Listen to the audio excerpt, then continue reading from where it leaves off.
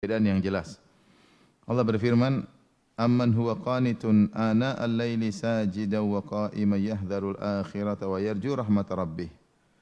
Apakah orang musyrik yang tadi yang disebutkan sebelumnya dalam ayat ke-8 lebih baik ataukah orang yang taat beribadah di tengah malam dalam kondisi sujud dan berdiri?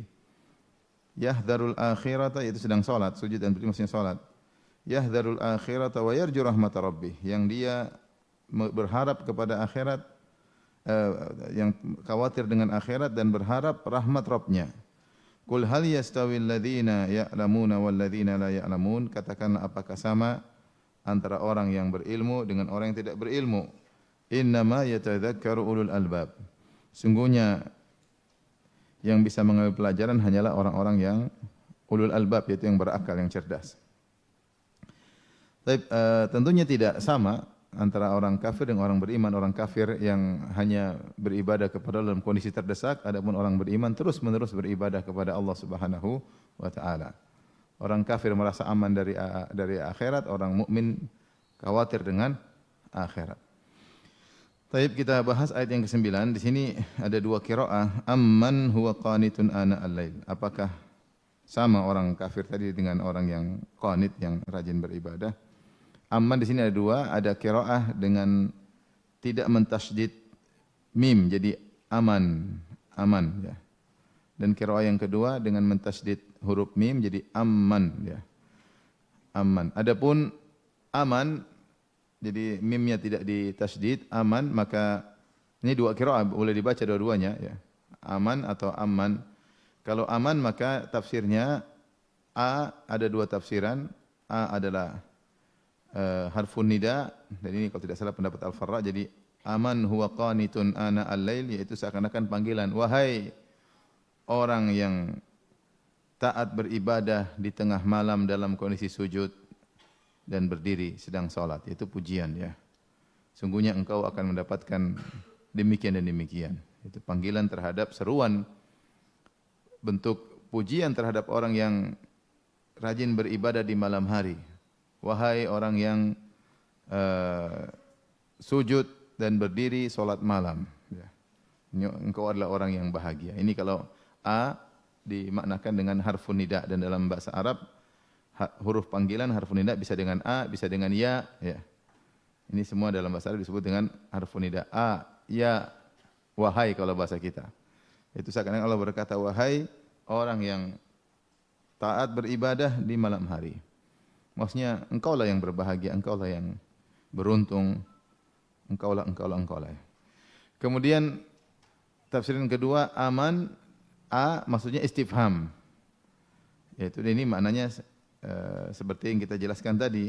Aman huwa qanitun ana al-lail sajidan wa qa'iman, yaitu apakah orang yang rajin beribadah ya lebih baik ataukah orang kafir yang tadi kita sebutkan sebelumnya ya. Apakah mana yang lebih baik ya? Apakah ini atau yang sebelumnya? Tentu yang ini, yang rajin beribadah. Jadi kalau amman ya amman sama ya, maknanya sama, yaitu kita katakan orang yang kafir yang kita sebutkan sebelumnya lebih baik amman ataukah yang ini ya, ataukah yang ini. Jadi maknanya mirip ya. Kalau dibaca a dengan makna istifham atau dengan man ya, itu juga maknanya sama, yaitu maknanya adalah apakah orang yang kafir yang kita sebutkan sebaliknya lebih baik ataukah orang yang rajin beribadah salat malam. Baik. Berikutnya di sini Allah mengatakan amman huwa qanitun ana al-lail. Qanit maknanya al-qunut. Qunut maksudnya tulul ibadah, kuat beribadah, rajin beribadah. Seperti ketika Allah memuji Nabi Ibrahim alaihissalam, Allah mengatakan inna Ibrahim kana ummatan qanitan lillah. Kana ummatan qanitan lillah. Ibrahim adalah orang yang qanit, yaitu rajin beribadah. Dan lafal qunut sendiri menunjukkan kesinambungan. Sehingga sebagian ulama ketika menafsirkan ini dia mengatakan sungguhnya orang yang terpuji adalah orang yang muwadzib. Muwadzib yaitu continue dalam beribadah, bukan cuma sekali-sekali salat malam, bukan. Tapi qanit menunjukkan dia sering salat malam, itu kebiasaan dia. Aman huwa qanitun, maka tidaklah dikatakan qanit kecuali dia berlama-lama ya atau sering melakukannya disebut dengan qanit ya. Makanya Allah mengatakan qanitatun, itu Allah muji wanita-wanita qanitat, maksudnya wanita-wanita yang rajin beribadah. Rajin bukan cepat-cepat, bukan jarang-jarang ya. Sehingga kunut memberi isyarat makna lama ya. Apakah dia ketika beribadah lama atau dia sering mengulang-ulanginya sehingga menjadi kebiasaannya, sehingga dikatakan qanit. Jadi pujian ini ditujukan kepada orang yang sering salat malam, bukan cuma sekali lagi banyak utang salat kemudian berhenti ya. Bukan. Tapi memang dia kebiasaan salat apa? Salat malam. Senantiasa salat malam. Amman huwa qanitun ana al-lail. Ana maksudnya asna al-lail, di tengah malam. Di tengah malam. Jadi Allah sedang memuji orang yang beribadah dengan ibadah khusus. Kita tahu ibadah bisa dilakukan siang hari, bisa dilakukan di malam hari. Dan salat yang terbaik, afdhalus salat ba'da al-faraid, salatul lail. Sebaik-baik salat setelah salat fardu adalah salat malam. Sebaik-baik salat setelah salat fardu, salat malam. Dan disebut malam secara spesifik, tentu kita tahu siang juga dianjurkan untuk salat ya. Salat duha, salat banyak di siang hari kita bisa salat sunnah misalnya salat rawatib, qabliyah, ba'diyah ya, dan yang lain. Tapi salat malam dia punya nilai tersendiri ya. Kenapa salat malam lebih afdal daripada salat malam daripada salat sunnah di siang hari? Ada beberapa tinjauan. Yang pertama tadi hadis Nabi, afdhalus salat ba'dal faraid atau ba'dal fariidhah salatul lail. Sebaik-baik salat sunnah atau sebaik-baik salat setelah salat fardu adalah salat malam. Yang kedua, salat malam ab'adu anir riya, lebih jauh dari riya. Lebih jauh dari riya. Karena orang semua sedang tidur, dan ini sabda Nabi sallallahu alaihi wasallam dalam satu hadis, "Shallu bil laili wan nasu niyam tadkhulul jannata bisalam." Salatlah kalian di malam hari ketika orang-orang sedang tidur, maka kalian akan masuk surga dengan penuh keselamatan. Tapi jangan bikin status lagi salat malam ya. Salat malam sudah. Kalau ada yang WA antum, WA ibu-ibu jam 3 malam, setengah 4, jangan dijawab. Nah, kalau ibu jawab, ya gimana kabarnya? Oh ini sedang tidak tidur, berarti sedang salat malam. Padahal nonton bola ya. Oleh karenanya, jangan sampai orang tahu ya. Biar aja orang menyangka kita sedang tidur. Biarin aja. Tidak usah kita bikin status jam setengah 4 malam ya. Tidak usah. Sungguh indah kegelapan malam. Wah. Ketahuan dong. Ini disuruh salat malam bukan untuk dipamerin, tapi agar jauh dari riya, karena orang sedang tidur. Yang ketiga, lebih konsen, lebih khusyuk, karena orang sedang fokus dia berkhalwat dengan Allah, orang lain sedang tidur sehingga tidak pusing dengan mereka. Ya. Inna nasyi'atal laili hi ashaddu wata'aw wa aqwamu qila. Sungguhnya salat ibadah dilakukan di malam hari lebih mengena, kata Nabi. Ashaddu wata'an, lebih mengena, lebih khusyuk. Lebih khusyuk karena orang-orang mungkin yang sedang mau kita pikirkan mereka, kita tidak pikir mereka karena kita sedang berkhalwat dengan Allah Subhanahu wa taala. Mereka sedang sibuk tidur sementara orang ini sedang sibuk beribadah kepada Allah Subhanahu wa taala.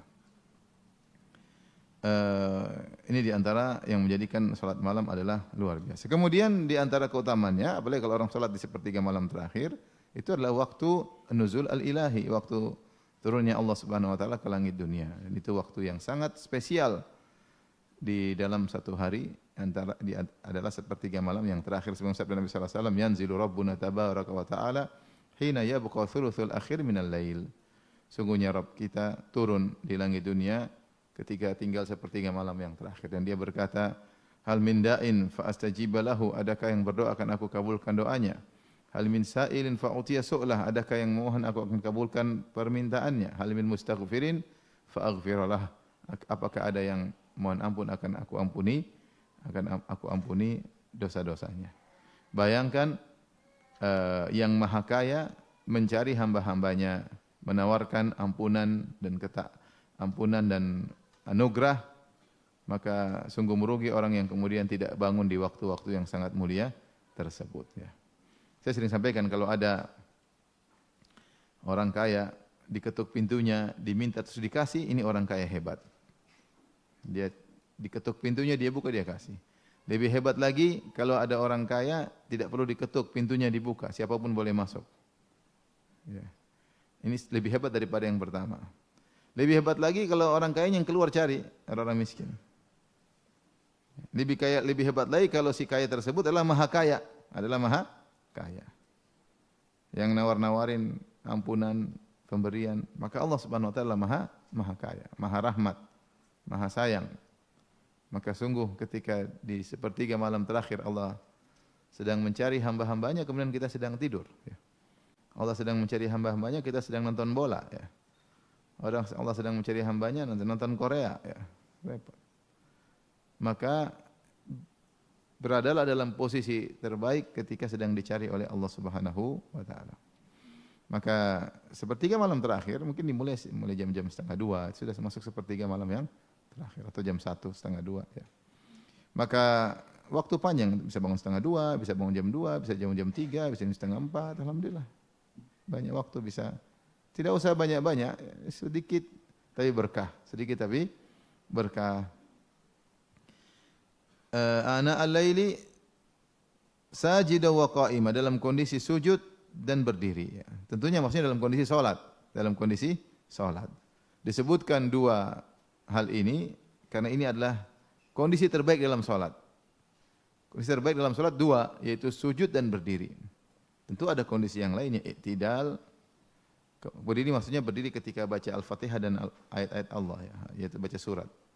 Kita tahu dalam salat kita banyak kondisi, duduk di antara dua sujud, ruku. Jadi ada berdiri, ada ruku, ada duduk, ada sujud. Berdiri, ruku, duduk, sujud. Disebutkan dua kondisi ini karena dua kondisi yang terbaik dalam salat. Sehingga para ulama khilaf, mana yang lebih afdal, berdiri atau sujud dalam salat. Ada yang mengatakan yang terbaik adalah berdiri karena Rasulullah SAW bersabda, afdhalus salat tulul kunut.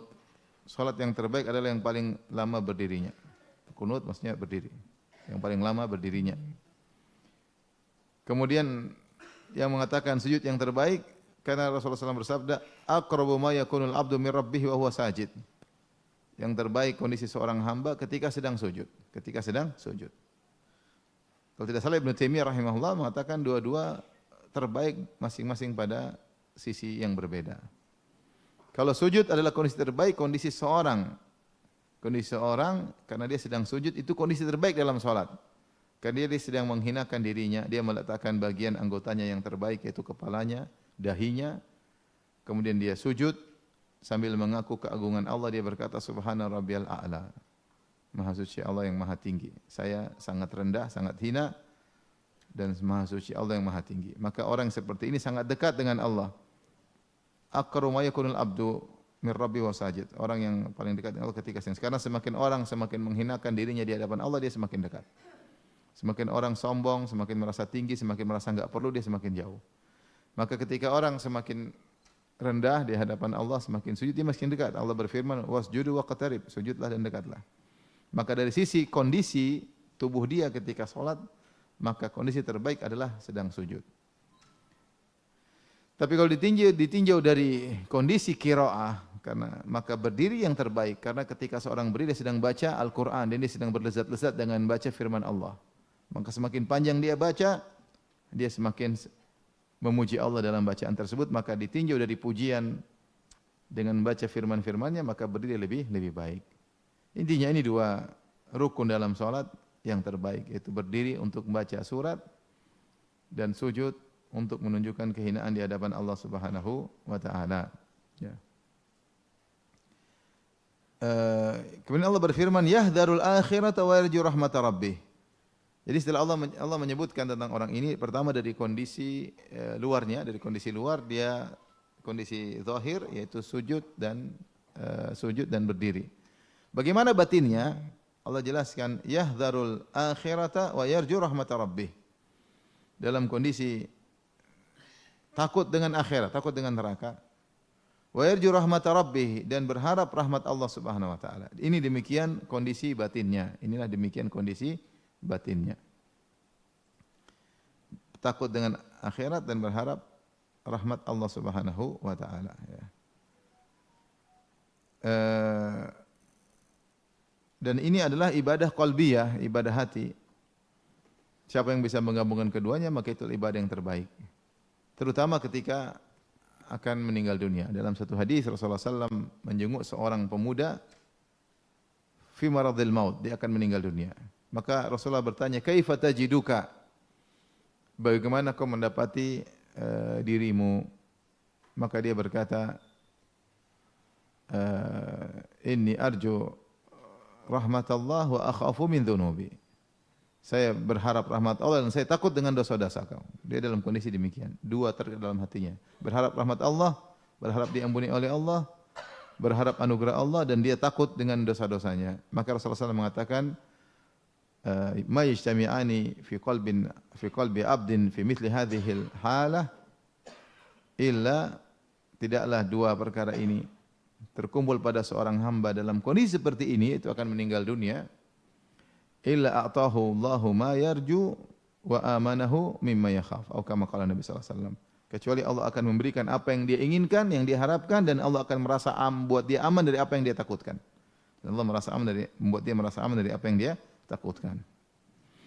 Dan ini dalil bahwasanya dalam beribadah seorang mengumpulkan keduanya, yaitu berharap dengan rahmat Allah dan takut dengan azab Allah Subhanahu wa taala.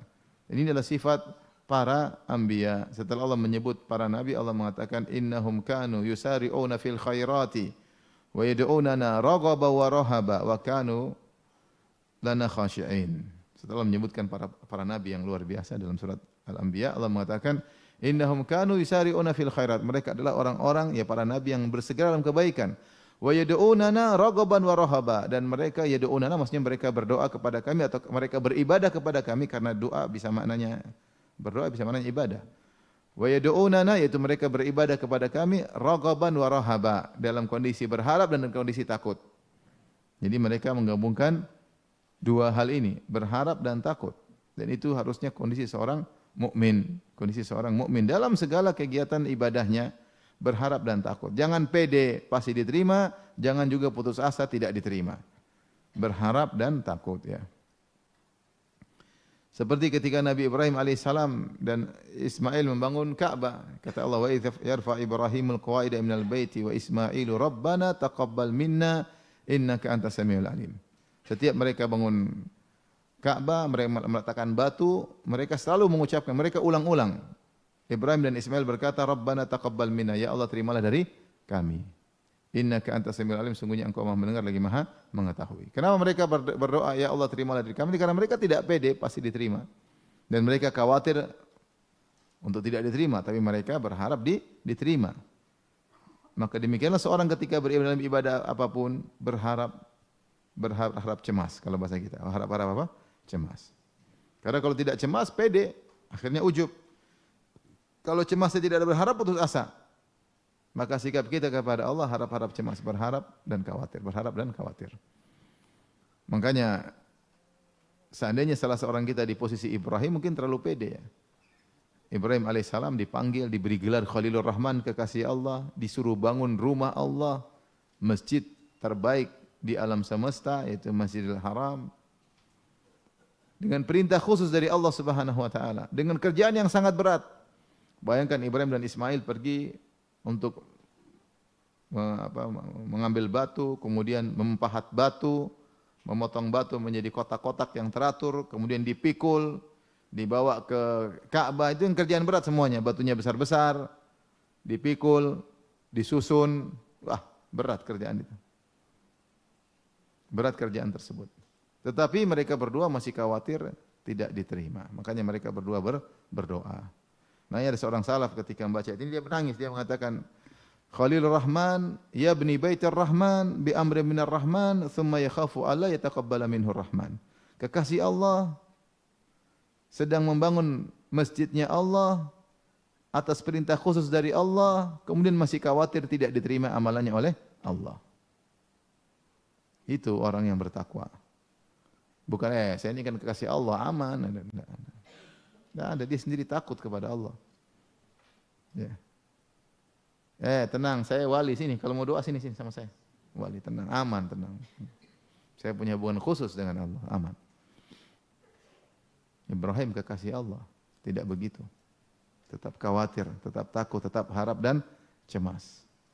Maka ini harus kita hadirkan dalam segala kegiatan ibadah kita. Kita ibadah apapun, harap-harap cemas. Lihatlah orang salat malam ini, dia tidak ujub sama sekali. Dia bangun malam, orang semua sedang tidur, dia sujud berdiri. Allah sebutkan hatinya, yahdharul akhirah, takut dengan akhirat, takut hari kebangkitan. Dan Allah suruh kita takut dengan hari tersebut. Ya ayuhan nasu taqu rabbakum inna zalzalatas saati syai'un azim. Wahai manusia, takutlah kepada Rabbmu, sungguhnya hari kiamat sangat dahsyat. Wattaqu yawman turja'una fihi ila Allah. Takutlah kalian kepada hari di mana kalian akan dikembalikan. Ya. Innama nut'imukum liwajhillah la nuridu minkum jazaa'an wala syukura. Inna nakhafu min rabbina yawman abusan qamtarira. Kami berinfak, memberi makan, tidak mengharap pujian dan balasan dari kalian sekali. Inna nakhafu min rabbina yawman abusan qamtarira. Tapi kami itu berinfak karena kami takut hari di mana, yaitu hari kiamat, di mana orang dalam kondisi ketakutan mengerikan, itu hari kiamat. Jadi takut dengan hari akhirat adalah suatu amal soleh. Ya. Ketika Allah sebutkan tentang penghuni surga, wa aqbala ba'dhum ala ba'dhin yatasaalun qalu inna kunna qablu fi ahlina musyfiqin. Di penghuni surga mereka saling diskusi, dulu kalian kenapa kok bisa masuk surga? Bagaimana dulu? Mereka mengatakan inna kunna qablu fi ahlina musyfiqin. Kami dulu di tengah-tengah keluarga dalam kondisi takut akhirat. Dan berharap rahmat Allah Subhanahu wa taala. Ini bantahan tegas kepada orang-orang yang mengatakan tidak boleh beribadah karena takut neraka dan tidak boleh beribadah karena berharap surga. Ini tentu perkataan batil. Ya, kita tidak lebih alim daripada Ibrahim alaihissalam. Kita tidak lebih alim daripada Nabi Muhammad sallallahu alaihi wasallam. Kita tidak lebih alim dari para sahabat. Ya. Dan mereka sangat berharap surga. Dan itulah ciri-ciri orang soleh, berharap surga dan takut dengan neraka. Allah mengatakan fattaqun nar, jagalah diri kalian dari neraka jahanam. Kalau neraka jahanam tidak perlu ditakuti, ya. Ngapain Allah sebut-sebut? Ya. Fa anzartukum naran taladza la yaslaha illa al-ashqa. Aku ingatkan kalian kepada neraka yang apinya menyala-nyala, tidak ada yang masuk kepadanya kecuali yang celaka.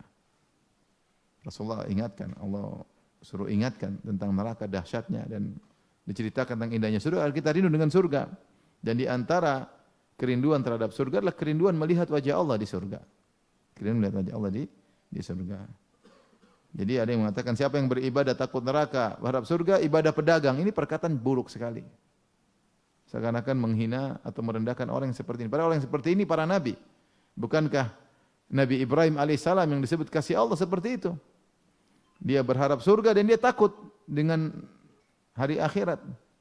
Maka dia berkata, waj'alni min warasati jannatin na'im.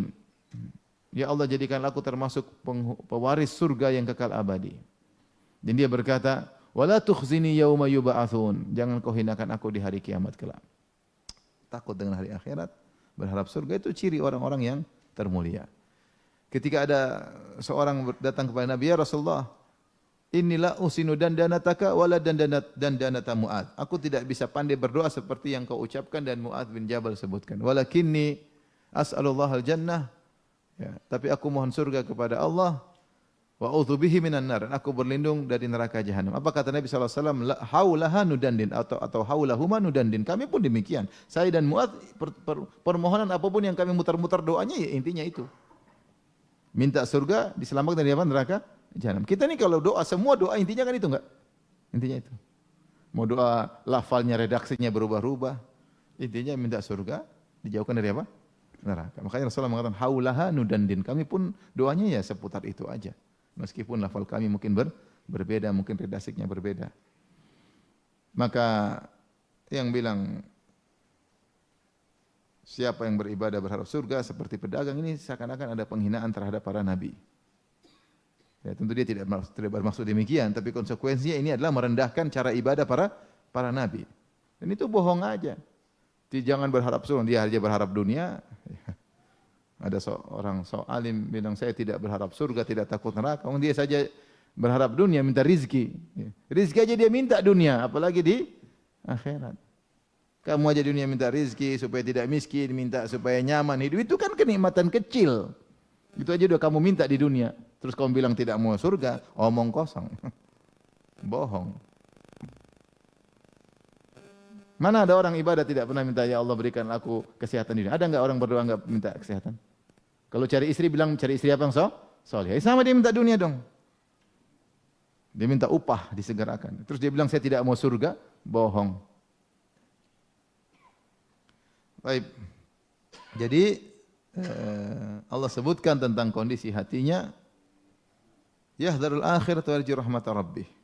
Dia berharap akhirat, dia takut dengan akhirat dan berharap rahmat Allah. Kemudian Allah tutup, Qul hal yastawi alladziina ya'lamuna wal ladziina la ya'lamun? Katakanlah apakah sama antara yang berilmu dengan tidak berilmu? Ini dalil bahwasanya Allah menggandengkan antara amal dengan ilmu.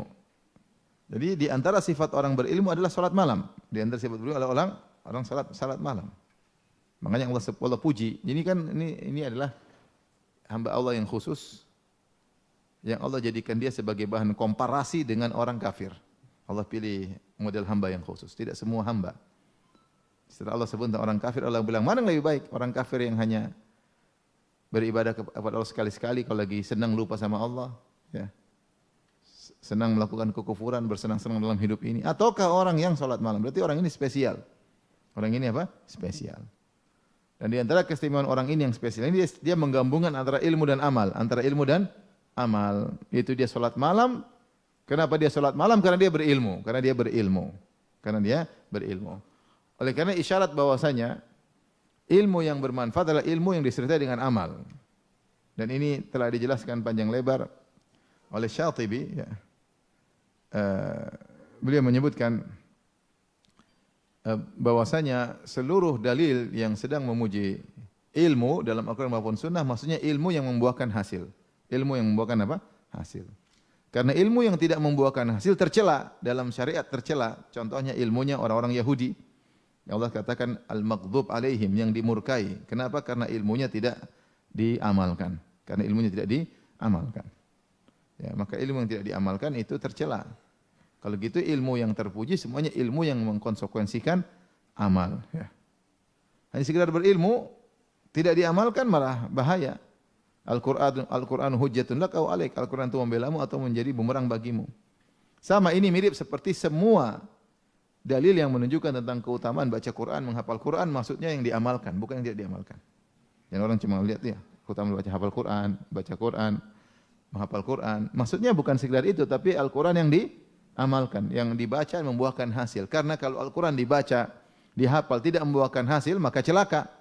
Dalilnya Rasulullah SAW bersabda, Al-Qur'anu hujjatun lak au alaik. Al-Quran itu akan membelamu atau akan menjadi bumerang bagimu. Sebenarnya dalam hadis Rasulullah menyebutkan orang yang diadab di alam barzah, kata Nabi SAW, rajulun atahu Allahul Qur'an wa huwa yanamu anhu bil lail wa lam ya'mal bihi fin nahar. Seorang yang Allah berikan Quran, maksudnya dia ahli Quran, dia hafal Quran. Tetapi malam hari dia tidak murajaah, siang hari tidak dia amalkan. Yanamu anhu bil lail, malam hari dia tidak baca, siang hari tidak dia amalkan. Maka justru disiksa. Maka seluruh dalil tentang keutamaan Al-Quran, maksudnya Al-Quran yang diamalkan. Seluruh dalil tentang ilmu, maka maksudnya ilmu yang mengkonsekuensikan amal. Lihatlah ketika Allah memuji orang ini, orang khusus yang untuk dijadikan bahan komparasi dengan orang kafir, Allah sebutkan dia menggabungkan antara ilmu dengan amal. Ilmunya membuat dia salat malam. Berarti dia meyakini ilmunya, buktinya ada aksinya. Aksinya adalah salat malam. Kalau ilmu hanya wawasan, dia tidak salat malam. Dia tidak beramal. Ya, dia tidak beramal. Maka Allah mengatakan orang ini orang yang berilmu, kata Allah, Qul hal yastawil ladzina ya'lamun? Apakah sama orang yang berilmu dengan walladzina la ya'lamun, dan orang yang tidak berilmu seperti orang kafir sebelumnya tidak berilmu. Tahir bin Asyur dalam tafsirnya menyebutkan tidak samanya antara orang berilmu dengan orang berilmu dalam banyak sisi. Kemudian disebutkan di antaranya 6 sisi utama. Siapa yang ingin baca silahkan. Tapi intinya di sini Allah menghapuskan muta'allaq bihi, yaitu tidak sama dalam hal apa Allah tidak sebutkan. Jadi di antara metode tafsir, kalau dihilangkan muta'allaq bihi, dihilangkan maf'ul bi, itu memberikan keumuman. Ini saya sering sebutkan kalau bahas tafsir. Ini disebutkan juga oleh Syekh Sa'di dalam Al-Qawaidul Hisan. Jadi Allah berfirman, apakah sama antara orang berilmu dengan orang tidak berilmu? Jawabannya tentu tidak sama. Taib, tidak sama dalam hal apa? Tidak disebut oleh Allah. Berarti umum dalam segala hal, tidak sama. Di antaranya 6 perkara disebut oleh Tahir bin Asyur. Intinya tidak sama, misalnya dalam mengetahui mana jalan kebaikan, mana jalan keburukan. Dengan ilmu, seorang tahu mana jalan kebaikan, mana jalan keburukan, sehingga dia bisa mencari kebaikan dan dia bisa menghindar keburukan. Kalau orang belum dia tidak tahu mana jalan-jalan kebaikan. Dia enggak tahu. Oh ternyata ini ibadah, oh ternyata ini sarana pahala. Bagaimana dia bisa tahu? Dengan berilmu, dengan belajar. Ini adalah keunggulan di atas orang yang tidak berilmu. Ada orang tidak berilmu baik dengan orang ilmu yang baik. Tentu yang berilmu lebih baik karena dia bisa tahu jalan-jalan kebaikan. Makanya disebutkan jalan terbaik menuju surga adalah dengan menuntut ilmu. Kata Nabi sallallahu alaihi wasallam, "Man salaka tariqan yaltamisu fi ilman sallallahu bihi lahu tariqan ilal jannah." Siapa yang menempuh jalan untuk mencari ilmu, Allah mudahkan jalannya menuju surga. Kenapa Nabi tidak mengatakan siapa yang berjalan menuju masjid, siapa berjalan menuju umrah, siapa berjalan menuju haji, siapa berjalan untuk berbakti sama orang tua, siapa berjalan untuk silaturahmi? Tidak. Rasul bilang siapa yang berjalan untuk ilmu. Kenapa dikhususkan untuk ilmu padahal banyak ibadah yang dilakukan dengan jalan? Kata sebagian ulama, karena ilmu adalah ibadah yang paling mudah masukkan surga. Kenapa bisa paling mudah masuk surga? Karena dengan ilmu membuka cakrawala. Seorang akan tahu mana-mana jalan-jalan kebaikan sehingga dia bisa kerjakan. Seorang akan tahu mana jalan keburukan untuk dia hindari. Jadi kunci pertama adalah ilmu. Dan semua dalil tentang keutamaan ibadah apapun pasti ada include ilmu di dalamnya. Seperti keutamaan haji. Nah, gimana mau haji benar? Belajar dulu ya. Keutamaan puasa, gimana puasa? Belajar dulu. Keutamaan nikah, gimana mau nikah kalau enggak punya ilmu? Pasti ngaco. Ya, belajar dulu.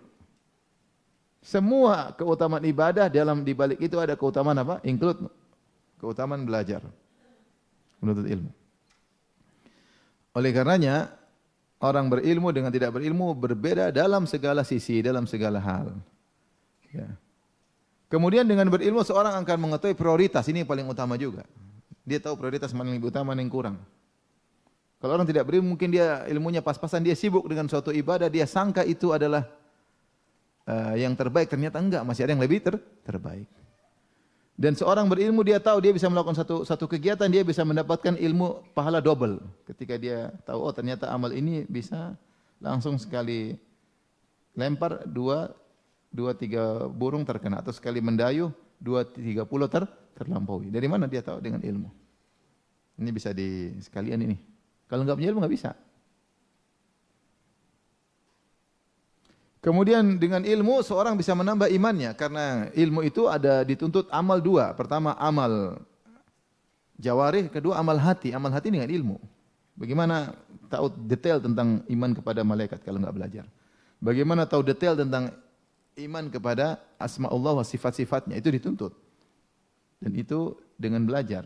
Bagaimana tahu detail tentang hari akhirat? Dengan belajar. Tidak ada. Jadi ilmu itu bukan cuma amal badan saja, tapi amal batin juga dituntut. Caranya dengan menuntut ilmu.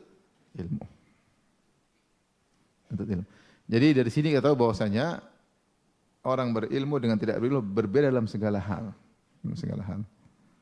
Dalam cara berbicara, dalam mengambil sikap, dalam menghadapi kondisi, dalam jalani kehidupan, ketika ada musibah menimpa, ketika dia dapat kesenangan, semuanya beda, dia punya ilmu. Ketika dia meninggal, ketika di alam barzah, ketika itu beda. Allah bilang beda, sudah terima. Beda dalam apa? Segala hal. Oke, di antara yang menakjubkan, jangankan manusia berilmu dengan manusia tidak berilmu. Allah bedakan antara anjing berilmu dengan anjing bahlul. Allah sebutkan dalam surat Al-Maidah, "Wa yas'alunaka madza uhilla lahum qul uhilla lakumut thayyibat wa ma 'allamtum minal jawarihi mukallibina tu'allimunahunna mimma 'allamakumullah. Fakulu mimma amsakna 'alaikum wadhkuru ismallahi 'alaihi." Mereka bertanya kepada engkau wahai Muhammad tentang apa yang dihalalkan bagi mereka. Katakanlah Allah halalkan bagi kalian segala yang baik.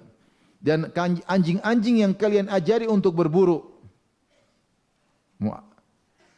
Anjing yang berilmu diajarin. Kalau kalian lepas dia berburu, dia tangkap hewan, maka hewannya halal. Jadi tinggal lepas bismillah, kemudian dia tangkap kambing, padahal kita tidak sembelih. Dia gigit, rusa, maka hasil semuanya halal. Tapi anjingnya bahlul, tidak halal. Kenapa belum diajarin? Kenapa jadi tidak halal? Karena bisa jadi dia gigit karena untuk dia, bukan untuk ente. Tapi kalau anjing sudah dia ngerti, saya gigit ini buat apa? Tuhan saya. Lihat Allah bedakan antara anjing berilmu dengan anjing bahlul. Kalau anjing saja Allah bedakan, efeknya beda. Kalau anjing berilmu hasil buruannya halal, anjing tidak berilmu hasil buruannya apa? Haram. Bagaimana dengan manusia? Bagaimana dengan manusia? Maka terlalu banyak dalil yang menunjukkan akan keutamaan ilmu. Terlalu banyak. Dia ini tadi saya isyaratkan. Jadi Allah berkata, "Qul hal yastawil ladzina ya'lamuna wal ladzina la ya'lamun?" Apakah sama orang berilmu dan tidak berilmu? Jawabannya tidak sama. Istifham ingkari, tidak sama dalam segala hal. Innama yatadzakkaru ulul albab. Yang bisa mengambil pelajaran hanyalah orang-orang yang cerdas, orang-orang yang cerdas. Ini ayat ini isyarat tentang keutamaan salat malam. Maka saya nasihat diri saya pribadi dan juga para hadirin hadirat, ibu-ibu terutama yang udah tua-tua ya. Jangan lupa salat malam ya. Hidup tinggal sebentar lagi. Rambut sudah tua, wajah sudah keriput. Apa yang mau diharapkan? Ke salon tidak ada faedah lagi. Hanya faedah tidak signifikan. Duit sudah banyak, tidak signifikan. Ya udah, ibadah. Bentar lagi tewas. Maksudnya bentar lagi dipanggil Allah. Yang masih muda latihan dari sekarang. Maksud saya semua salat malam, tapi yang paling bahaya yang tua-tua ini. Udah tua masih nonton Korea, masih gibah, namimah, masih ngomelin suami. Sampai kapan ngomelin suami? Harus ada limit dong. Artinya udah umur 45 udah enggak ngomel suami lagi. Saatnya senyum terus. Ini semakin tua semakin kenceng, bahaya. Dengar ibu-ibu. Jangan cuma dengar doang, ilmu harus diamalkan. Insyaallah. Semoga Allah mudahkan ibu-ibu menjadi wanita yang salehah, yang qanitat, yang taat beribadah ya. Yang rajin salat malam ya. Jadi kalau salat jangan buru-buru. Saya katakan kunut itu maknanya bisa dua, bisa dia tenang dalam ibadah, bisa dia berkesinambungan, kunut. Makanya kalau disebut qanitat ya, ya Maryamu qunuti li rabbiki, wahai Maryam kunutlah engkau. Maksudnya tenang dalam ibadah. Pasti ibu-ibu kalau salat itu jangan buru-buru. Kalau sholat sujudnya tenang. Kalau baca zikir tenang. Jangan. Pelan-pelan. Sambil di ini. Habis sholat, assalamualaikum, assalamualaikum. Ada bunyi ting tong, jangan dibuka. Zikir dulu, subhanallah. Subhanallah. Subhanallah. Jangan, tenang. Itu tidak kunut. Kunut itu tenang. Tenang, pelan-pelan. Situlah Allah akan berikan kenikmatan beribadah. Kenikmatan beribadah. Tapi kita lanjutkan ya ayat berikutnya ya. Di sini ada isyarat inna yatadzakkarul albab, sungguh yang bisa ambil pelajaran hanya orang yang cerdas, yaitu orang yang bisa memikirkan keagungan akhirat dan rendahnya dunia, sehingga hanya orang cerdaslah yang mendahulukan yang terbaik dan meninggalkan yang kurang baik. Isyarat bahwasanya orang yang tidak zuhud kepada dunia, sibuk dengan dunia, justru terbalik zuhud kepada akhirat orang bodoh. Makanya tidaklah pelaku maksiat kecuali dibilang orang jahil. Kecuali dikatakan orang-orang jahil. Seperti Allah berfirman, "Innamat taubatu 'ala Allahi lilladzina ya'maluna su'a bijahalatin, tsumma yatubuna min qarib." Sungguhnya Allah itu hanya menerima taubat dari orang yang melakukan keburukan dalam kondisi jahil. Bukan jahil tidak tahu hukumnya, tapi setiap pelaku maksiat inilah wasfun lazim. Orang bermaksiat pasti jahil. Kenapa jahil? Karena dia ketika bermaksiat dia pasti mendahulukan dunia daripada akhirat. Seperti juga firman Allah tentang perkataan Nabi Yusuf alaihissalam. Nabi Yusuf mengatakan, "Rabbis sijnu ahabbu ilayya mimma yad'unani ilaih, wa illa tasrif anni kaidahunna asbu ilaihinna wa aku minal jahilin." Kata Nabi Yusuf, "Wahai Rabbku, aku lebih senang di penjara daripada memenuhi rayuan para ibu-ibu Mesir tersebut. Wa illa tasrif anni kaidahunna, kalau kau tidak palingkan rayuan mereka dariku, asbu ilaihin, aku akan condong kepada mereka, wa akum minal jahil, aku termasuk orang jahil. Kenapa? Maksudnya aku akan bermaksiat. Kalau orang maksiat pasti orang jahil. Kenapa jahil? Dia mendahulukan kenikmatan yang sedikit dan tidak sempurna dengan mengorbankan kenikmatan yang abadi dan sempurna. Orang zina, ada nikmat enggak? Ada. Tapi sebentar kemudian singkat. Dia korbankan kenikmatan dengan bidadari yang abadi dan sempurna. Jadi perempuan dunia mau cantik kayak apa juga kentutnya bau, kentutnya bau. Mana ada perempuan kentutnya enggak bau? Kentutnya bau aroma enggak ada. Pasti baunya busuk pasti. Benar enggak Bapak-bapak? Mau cantik kayak apa-apa, tetap aja. Dari surga, inna rajula min ahlil jannah la yu'aniku al-hawra sab'ina sana. Seorang lelaki penghuni surga memeluk bidadari surga 70 tahun. La yamalluha wa la yalamu la tamalluhu. Dia tidak bosan darinya dan sang bidadari tidak bosan dari dia. Jadi kalau peluk perempuan di dunia, satu hari udah bau keringat, pasti. Bau keringat, bau iler, bau macam-macam. Kalau sebenarnya orang berzina, bermaksiat, dia hanya menikmati kenikmatan yang sebentar, terus dia mengorbankan kenikmatan yang sempurna. Bodoh atau tidak? Bodoh. Itulah kita ketika kita bermaksiat. Ketika kita memandang yang haram, kita lihat misalnya film Korea, laki-laki lihat, kita kan sedang bermaksiat. Ini setiap kita lihat, ada kenikmatan surga yang akhirnya hilang dari kita. Setiap yang kita lihat, makanya setiap pandangan itu punya pengaruh nasib kita di akhirat. Kalau kita maksiat, maka akan ada kenikmatan yang kalaupun masuk surga, maka akan kenikmatan yang berkurang gara-gara apa yang kita lihat dalam. Nah ini kebodohan. Maka semua pelaku maksiat pasti apa? Orang bodoh. Makanya Allah mengatakan yang bisa seperti ini, salat malam, ini orang cerdas paling. Karena dia tahu bahwasanya akhirat sempurna, maka butuh pengorbanan. Apalagi dia bangun malam, merasa kantuk, ya tidak apa-apa. Tidak apa-apa. Bersusah-susah sedikit, bersenang-senang dengan sepenuhnya yang sempurna. Dia mendahulukan tidur di malam hari nikmat atau bukan? Nikmat. Tapi akan banyak kenikmatan yang jauh di sana yang dikorbankan gara-gara hanya tidur. Baik, kita lanjutkan ayat berikutnya. Qul ya ibadiyalladzina amanu taqu rabbakum lilladzina ahsanu fi hadhihi dunya hasanah wa ardullahi wasi'ah innama yuwaffas sabiruna ajran bighairi hisab. Katakanlah, wahai hamba-hambaku yang beriman, bertakwalah kepada Rabb kalian. Sungguhnya bagi orang yang berbuat baik di dunia ini, dia akan mendapatkan kebaikan juga di dunia. Wa ardullahi wasi'ah, dan bumi Allah luas. Orang yang bersabar itu, sungguhnya orang yang bersabar akan dipenuhi, disempurnakan pahalanya tanpa batas. Taib, setelah itu Allah lanjutkan ayatnya tentang seruan untuk bertakwa kepada Allah. Allah mengatakan, "Qul," katakanlah, itu wahai Rasulullah, ingatkan. Ya ibadi, wahai hamba-hambaku. Wahai hamba-hambaku. Di sini harusnya ada ya ibadi, ada namanya ya mutakallim. Ya ibadi itu hamba-hambaku, tapi dalam bahasa Arab ya al-mutakallim sering dihapus. Seperti wa ma khalaqtul jinna wal insa illa liya'budun. Harusnya liya'buduni, ada ni tapi dihapus. Ya. Ya ibadi fattaqun, harusnya fattaquni tapi dihapus. Ya mutakallim dalam sering dihapus. Tapi orang mengerti bahasa Arab mengerti maksudnya kepada aku. Seperti ini juga. Qul ya ibadi, harusnya ibadi atau ibad. Seperti dalam surat Az-Zumar ayat yang lain nanti. Qul ya ibadiyalladzina asrafu. Ya-nya diperlihatkan. Tapi qiraah seluruhnya tanpa huruf ya. Dalam ayat ini seluruh qiraah tanpa huruf ya. Tapi kita sudah ngerti maknanya, makanya di kasrah. Ya ibadi. Ya ibadi. Seandainya kalau tanpa kasrah ya ibadu harusnya dengan marfu'. Tapi ketika dia di kasrah menunjukkan ada huruf yang dihilangkan. Asalnya ya ibadi. Antum enggak ngerti kan? Makanya belajar bahasa Arab. Saya sampaikan aja. Ada lihat wajah-wajah sok ngerti. Ada wajah-wajah bengong. Qul ya ibadi. Wahai hamba, katakan wahai hamba-hambaku. Yang apa? Alladzina amanu. Hamba spesial yang beriman. Yang beriman. Ittaqu rabbakum. Bertakwalah kepada Rabb kalian. Seakan-akan Syekh Sa'di menyebut dalam tafsirnya bahwasanya konsekuensi dari iman harusnya kalian bertakwa.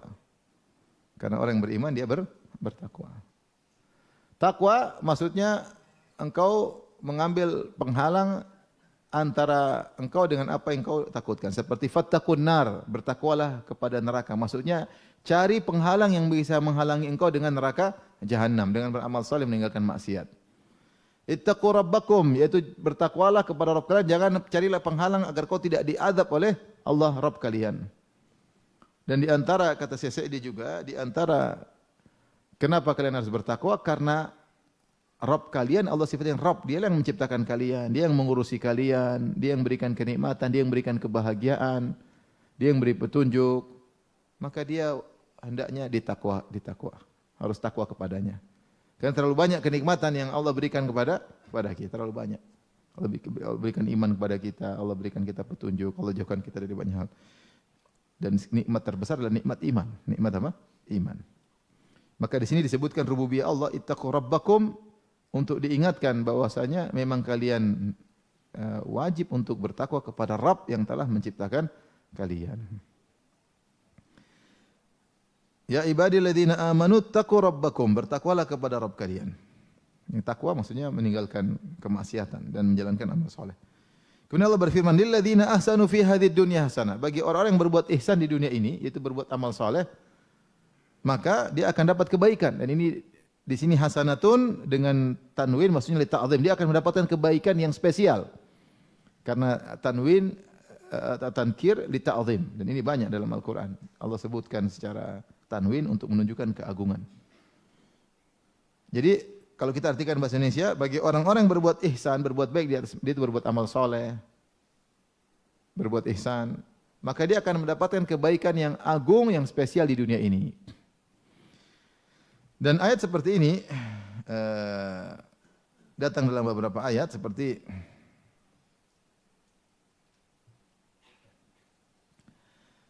seperti dalam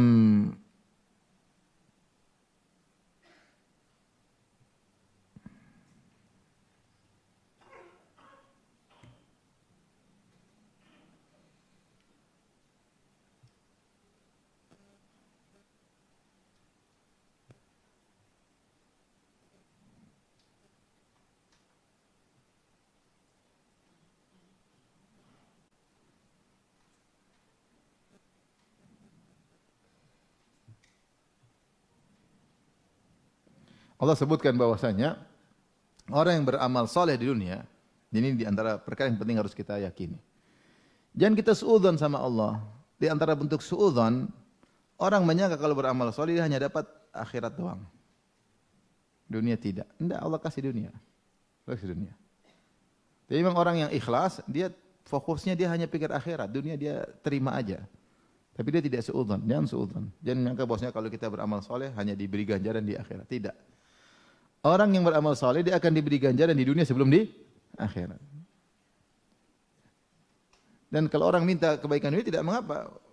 Ketika Allah menyebut tentang orang haji, Allah mengatakan wa minan nasi may yaqulu rabbana atina fid dunya wa ma la fil akhirati min khalaq wa minhum man yaqulu rabbana atina fid dunya hasanah fil akhirati qina adzabannar. Ulaika lahum nasibum ma kasabu.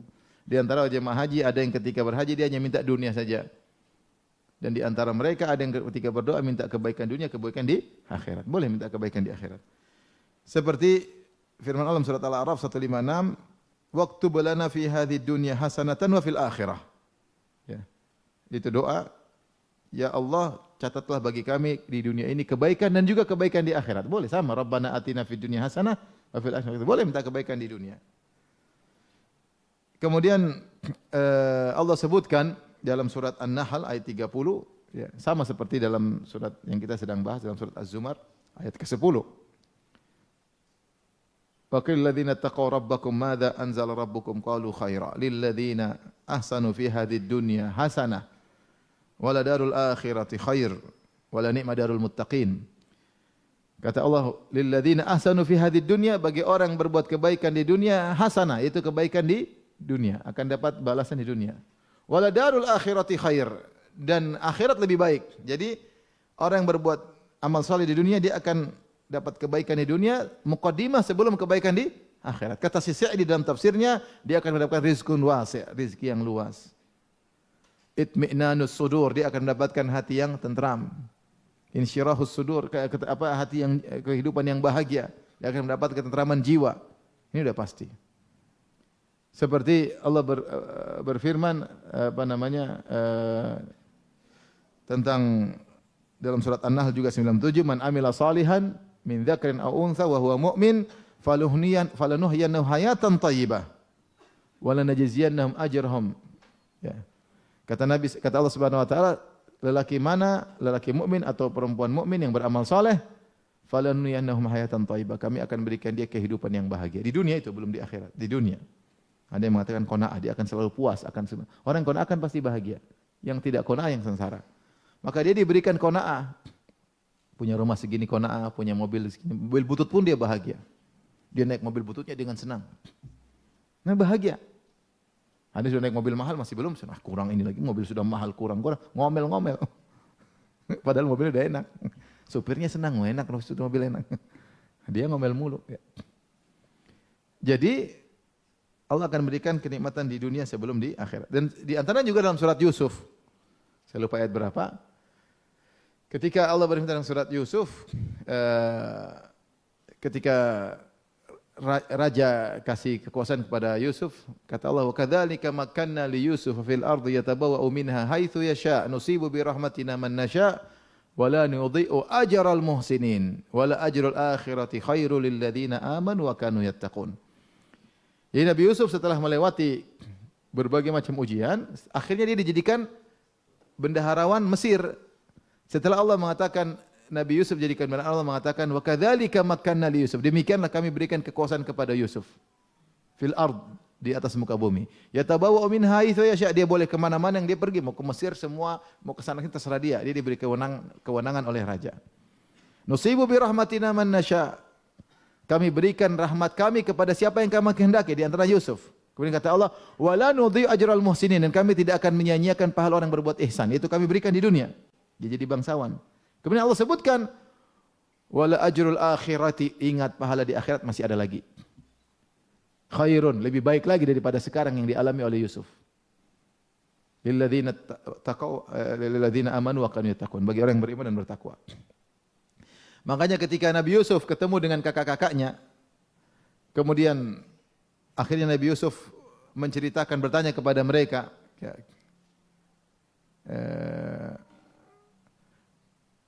ma'alimtum bi Yusuf wa akhihi wa antum jahilun. Kalian masih ingat apa yang telah kalian lakukan terhadap Yusuf dan saudaranya Benyamin ketika masih jahil? Mereka kaget kakak-kakaknya. Qalu a innaka la anta Yusuf? Apakah engkau Yusuf? Kata Yusuf bongkar kartu. Qala ana Yusuf wa hadha akhi. Qad manna Allah alaina. Saya Yusuf, ini saudaraku. Allah telah memberikan karunia kepada dia, buka mahkotanya. Oh iya benar Yusuf. Mereka orang-orang udah dijenggotan, sudah kan berpisah lama. Ada yang mengatakan puluhan tahun. Ini Yusuf apa bukan sih? Sup. Ternyata saya Yusuf, buka. Oh ternyata benar. Oh iya benar Yusuf, baru kelihatan itu Yusuf.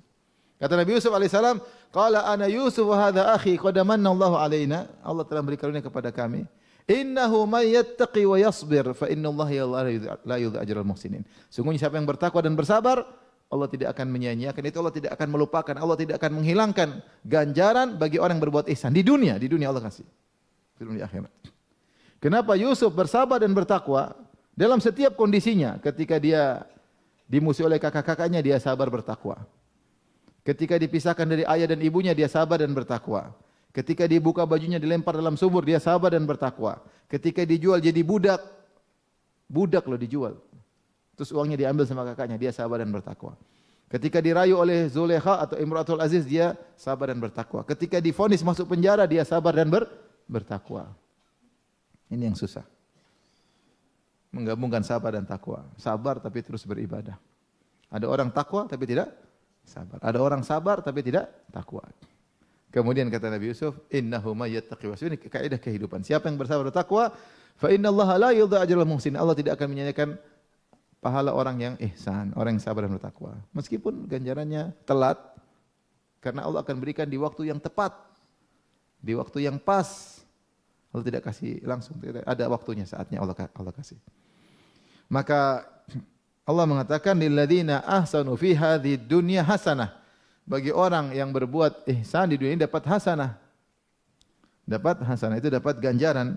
Jadi janganlah orang suudzon menyangka bahwasanya ganjaran itu hanya diberikan ketika di akhirat saja, tidak di dunia juga sudah dikasih.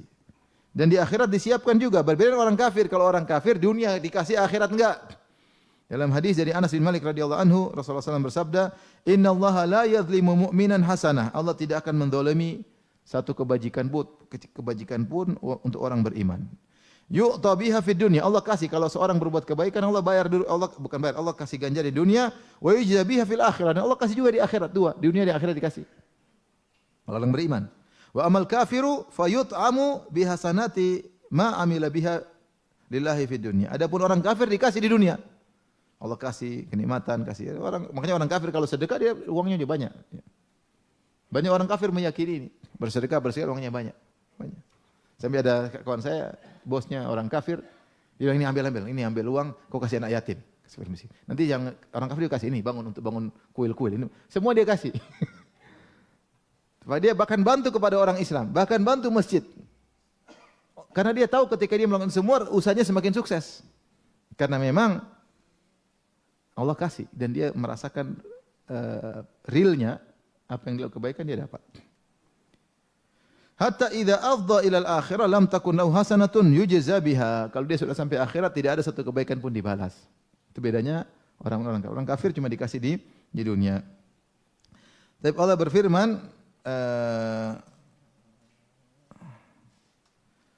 wa ardullahi wasi'ah, dan bumi Allah adalah luas. Ya.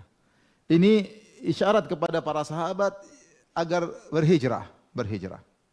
Jangan bertahan di suatu negeri yang kalian tidak bisa beribadah. Makanya Allah mencela orang-orang yang meninggal karena tidak mau berhijrah, akhirnya dia tersiksa di negeri tersebut, akhirnya tidak bisa beribadah, akhirnya meninggal. Apakah itu uzur? Bukan uzur. Allah berkata, "Alam takun ardullahi wasi'ah fatuhajiru fiha." Bukankah bumi Allah luas? Kau kan bisa pindah, ngapain bertahan di situ? Karena cinta pada keluarga, karena cinta kepada negeri, enggak boleh. Kalau enggak bisa beribadah, pergi. Di sini sebenarnya mengatakan, kenapa Allah mengatakan ardullahi wasi'ah, bumi Allah? Khawatir ada yang berpemahaman kita bertahan aja dalam negeri yang susah, bertahan beribadah, maka pahala yang lebih besar. Maka Allah enggak.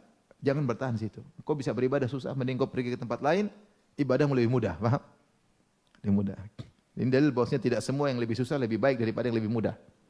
Tidak semua yang lebih susah pahala lebih banyak daripada yang lebih mudah. Seperti misalnya salat qasar. Kalau orang musafir, mana yang lebih terbaik? Dia salat 4 rakaat atau 2 rakaat?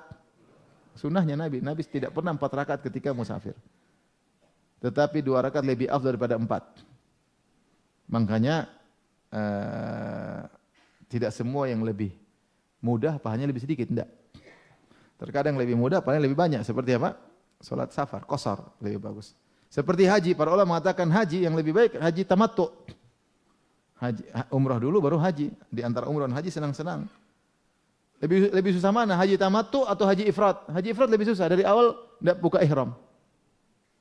Larang-larang ihram berlaku terus sampai selesai tanggal 10. Lebih berat, tapi lebih afdal haji tamattu. Seperti ini, ada satu kota kita tinggal di situ, sulit kita mau berjilbab, baca Quran susah, ditekan-tekan. Tapi kita bisa ibadah, cuma susah. Mana lebih afdal? Dia pindah, dia hidup nyaman, salat ibadah lebih banyak. Lebih bagus mana? Lebih yang nyaman. Lebih yang nyaman. Maka ikut dalil yang terbaik lah yang ikut apa? Dalil. Mana lebih baik? Dia salat semalam suntuk atau dia tidur dulu baru kemudian salat? Tidur dulu baru salat. Tidak semua yang paling keren itu yang paling apa? Susah. Paling susah. Karena ada sebagian orang pemahaman seperti itu. Ya. Ada orang mau haji, mau jalan. Padahal ada kendaraan, dia enggak mau. Jalan susah, sakit-sakit. Aduh capek. Akhirnya ngeluh juga dalam apa? Ibadah. Sampai saya tepar enggak bisa ibadah, enggak bisa baca Quran, tepar. Salah lah. Kecuali kalau enggak ada bis, oke. Top. Ini sengaja ada bis, enggak mau. Tapi tepar, ngeluh, ya percuma seperti itu. Salah dalam fikih. Salah dalam apa? Fikih.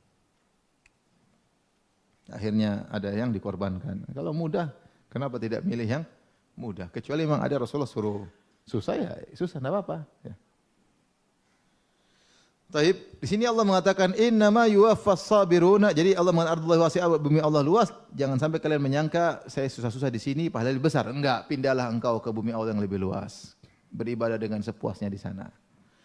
Innama yuwaffas sabiruna ajrahum, dan sungguhnya orang sabar itu yuwaffa yaitu disempurnakan, tidak dikurangi sedikit pun. Ajrahum, pahala mereka. Di sini Allah menggunakan kata ajr. Ajr dalam bahasa Arab artinya upah. Upah.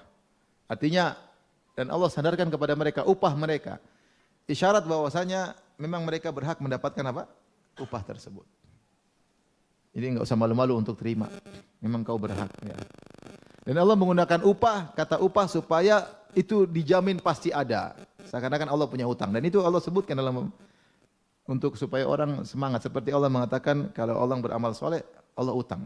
Allah mengatakan man dzalladzi yuqridullaha qardan hasanan. Siapa yang memberi pinjaman kepada Allah dengan pinjaman yang baik? In tuqridullaha qardan hasan. Kalau kau beri pinjaman kepada Allah, pinjaman yang baik. Tentu Allah tidak pinjam, untuk kita semua milik Allah. Harta kita milik. Tapi kalau orang berinfak di jalan Allah, Allah bilang pinjaman. Kenapa dibilang pinjaman? Supaya kau enggak usah khawatir, pasti kembali. Bahkan kembalinya riba lebih banyak. Jadi Allah sebutkan dengan istilah kita agar kita percaya, tidak usah ragu.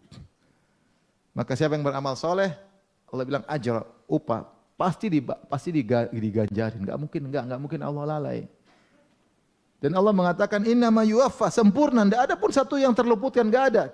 Kamu senyum ada pahalanya. Tabassumuka fi wajhi akhika sadaqah. Kau senyum ada pahalanya. La taqiranna minal mar'i syai'un wa lan talqa akhaka bi wajhin talik. Jangan meremehkan kebaikan meski sekali senyum. Kamu senyum sekali, Allah catat. Dicatat enggak? Catat. Maksiat dicatat. Dosa juga dicatat.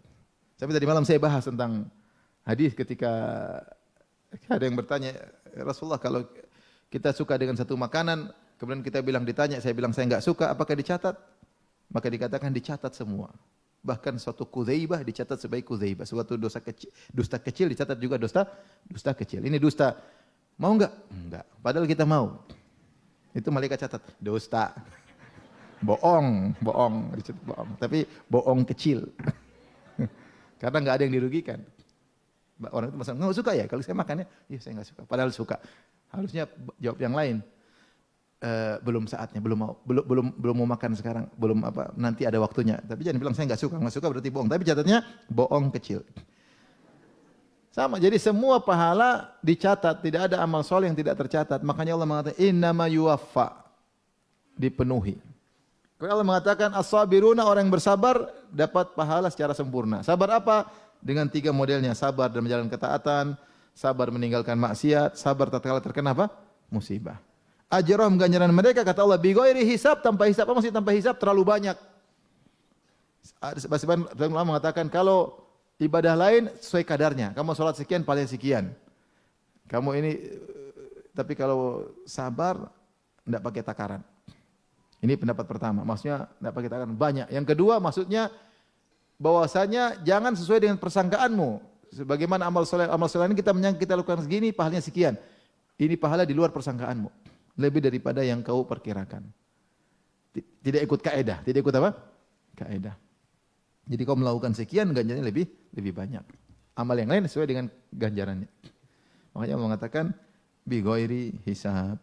Maka ini syarat seorang berusaha untuk bersabar. Sabar itu adalah ibadah yang pahalanya sangat banyak. Paling cepat dapat pahala. Makanya Allah mengatakan ya wadu ahlul afiyati hina yu'ta ahlal bala ats-tsawab law anna juludahum fid dunya kanat tuqradu bil maqarid. Ketika di akhirat kelak semua orang dikasih ganjarannya. Orang yang sakit-sakit, yang selalu dikasih musibah dikasih ganjaran, orang yang sehat kaya dikasih ganjaran. Ternyata yang sehat kaya, ternyata yang sakit-sakitan dulu pahalanya sangat apa? Banyak. Dulu kakinya pincang-pincang, ternyata pahalanya dia berangan-angan, seandainya saya dikembalikan ke dunia, kemudian kulit saya digunting-gunting dengan besi. Dengan gunting besi, supaya pahalanya banyak. Makanya kalau kita diuji oleh Allah, sabar. Yang penting, kalau enggak sabar, enggak ada pahalanya. Tapi kalau sabar, pahalanya cepat. Pahalanya cepat. Tidak, karena tanpa hisab. Tanpa hisab. Dan semakin pilu, semakin bahagia di akhirat. Semakin sakit hati, semakin bahagia di akhirat kelak ganjarannya. Memang semua orang tidak suka diuji. Siapa yang suka diuji? Enggak ada yang suka diuji. Semuanya bikin kaya. Istri cantik, tidak suka ngomel, ya. Rumah mewah, dagang untung terus, tidak pernah sakit, loncat-loncat nggak pernah sakit. Semuanya orang pengen begitu, tapi Allah lebih tahu apa yang terbaik bagi kita. Salah gerak sedikit, wah encok, waduh, pahala lagi nih. Siapa yang mikir gitu? Aduh, brengsek bangsat. Nggak jadi pahala. Nyala-nyalain orang, kamu sih saya juga mau ini, malah dia nggak dapat pahala. Jadi ini yang bisa saya sampaikan pada kesempatan kali ini. Insyaallah kita lanjutkan pada kesempatan yang lain dari surat Az-Zumar. Wallahu ta'ala alam bisawab. Kalau ada yang bertanya saya persilakan.